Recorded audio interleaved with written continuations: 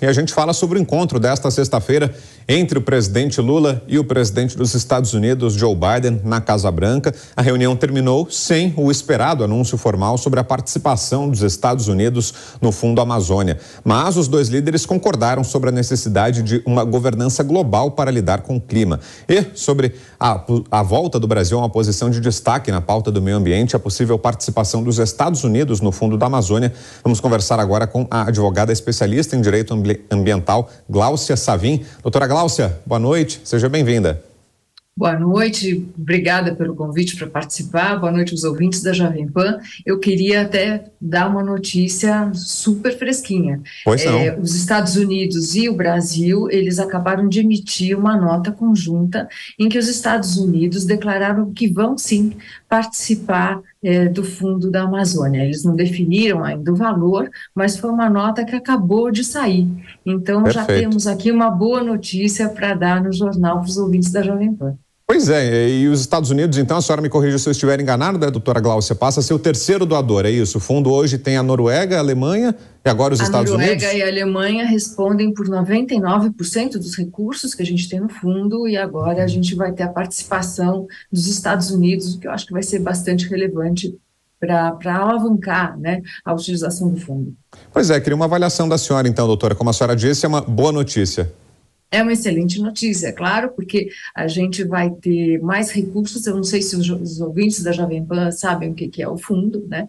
O fundo ele foi criado em razão de a Convenção de Mudanças Climáticas da ONU, ela tem um instrumento econômico que recompensa os países em desenvolvimento que preservam e conservam as suas florestas. Então, o fundo ele é criado exatamente para receber esses recursos na medida em que a gente consegue manter a Amazônia em pé.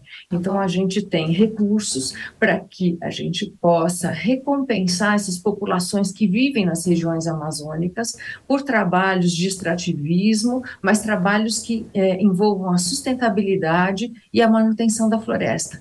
E o agente financeiro é o BNDES, é ele que repassa esses recursos e escolhe os projetos que vão ser apoiados.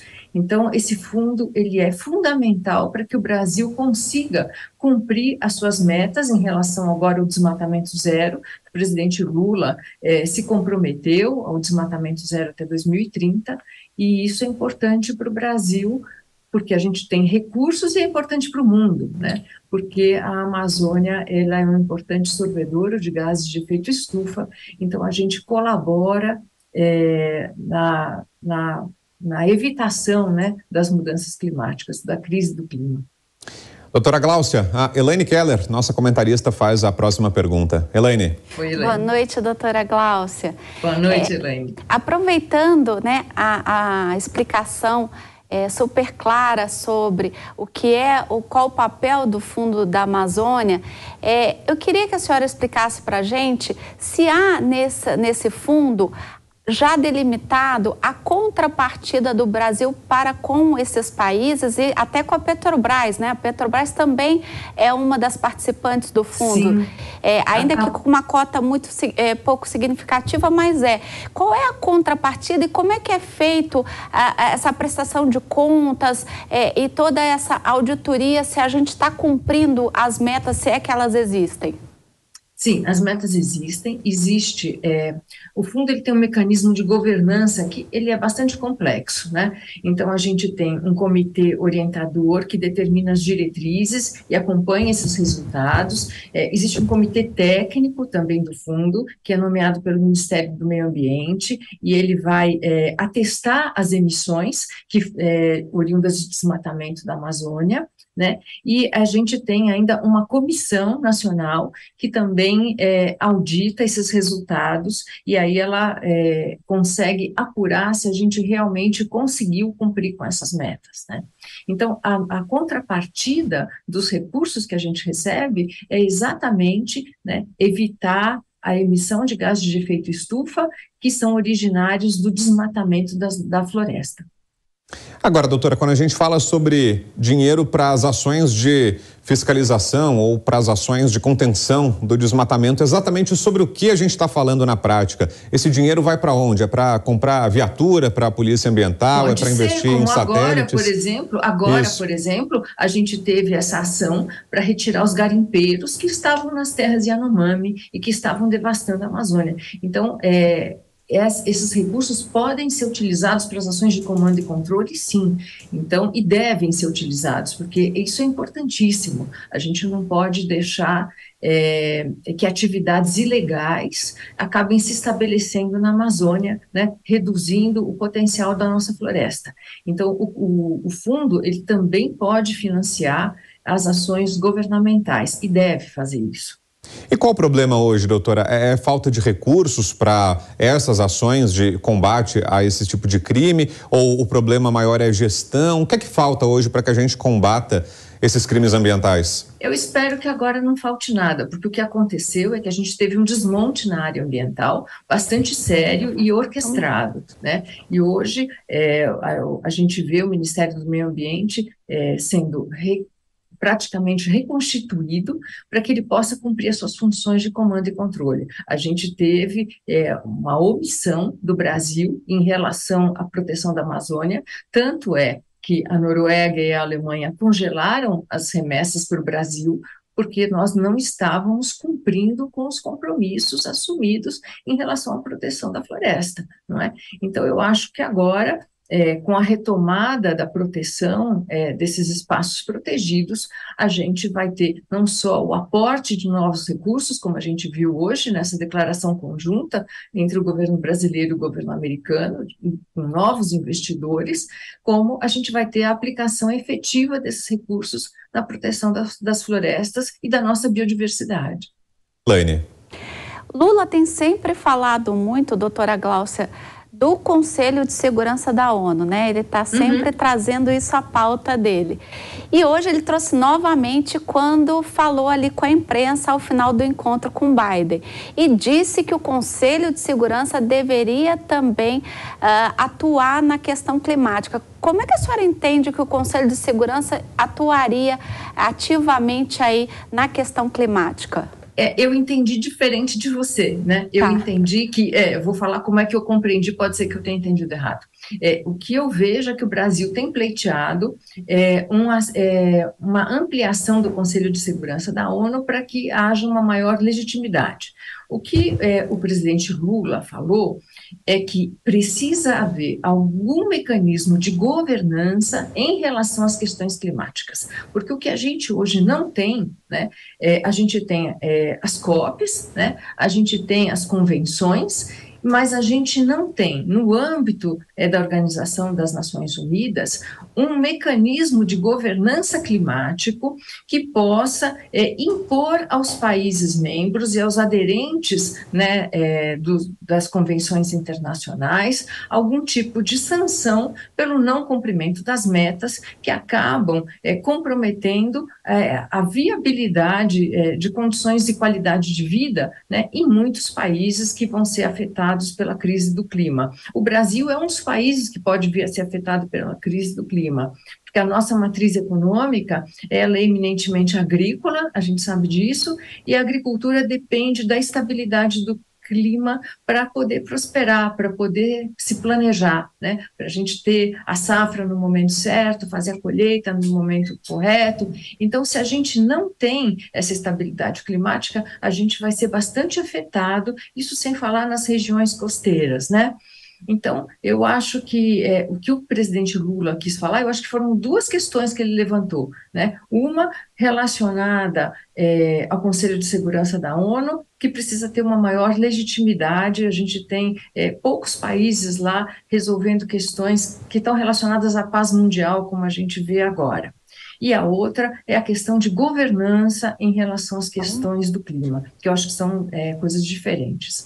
Seria, em suma, uma maior organização da ONU para entender como é que os países estão efetivamente atuando com relação ao pacto social que foi firmado para a sustentabilidade?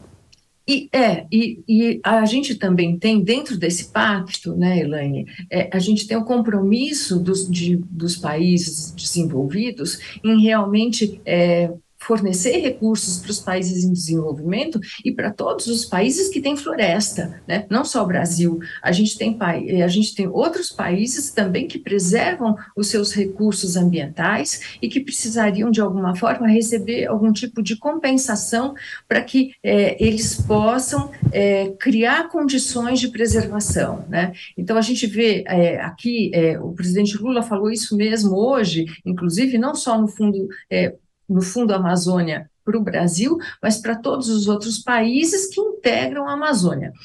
O Brasil tem 60% da floresta amazônica, mas a gente tem os outros 40% divididos aqui na América Latina, né, com a Venezuela, com a Colômbia, com o Equador, com as Guianas, um pedaço também no Peru, e esses países também precisam desses recursos para conseguir manter a floresta em pé, né? A gente tem o Congo, né, a gente tem a Costa Rica, a gente tem outros países que também preservam a sua floresta, a sua biodiversidade e que também precisam desses recursos, porque esse é um mecanismo importante, esse mecanismo de compensação financeira para os países que mantêm as suas florestas, ele é fundamental para que a gente consiga cumprir as metas em relação ao não desmatamento.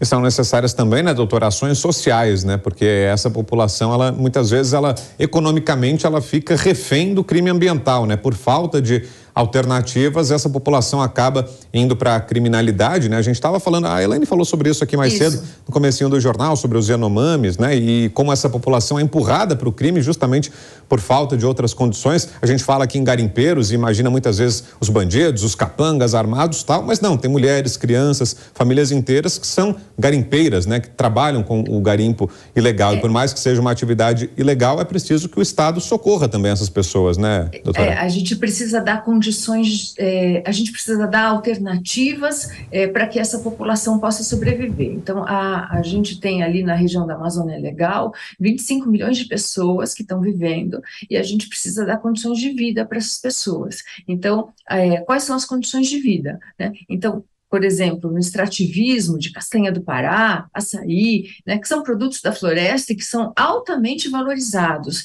Então, a gente precisa criar condições econômicas para que a gente implemente atividades que não degradam a floresta e que, ao contrário, né, possam, inclusive, incentivar a forma de vida dessas pessoas, dessas populações ribeirinhas, das populações tradicionais, que têm que viver exatamente ali, né, e de uma forma digna. Então, esse recurso, né, esse recurso do fundo, ele serve para isso. O BNDES, inclusive, ele já aprovou mais de 100 projetos incentivando essas formas de produção, cooperativas, pequenas empresas, iniciativas, para que essa população ela possa viver ali na floresta, onde eles vivem, sem degradar. Elaine. Essa meta de até 2030 a gente ter o desmatamento zero na Amazônia Legal, a senhora entende como factível?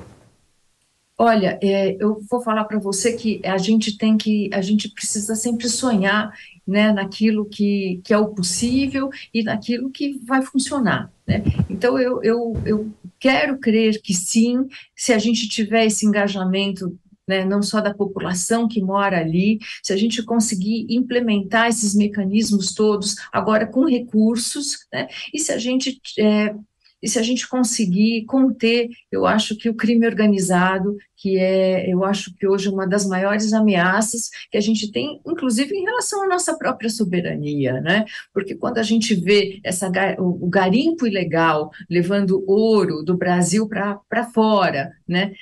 Sem nenhum tipo de imposto, sem nenhum tipo de fiscalização, a gente está tendo um crime que lesa a nossa soberania, né? Quando a gente tem a madeira ilegal sendo exportada, né, a gente tem um crime também que lesa a nossa soberania e lesa as futuras gerações do nosso país.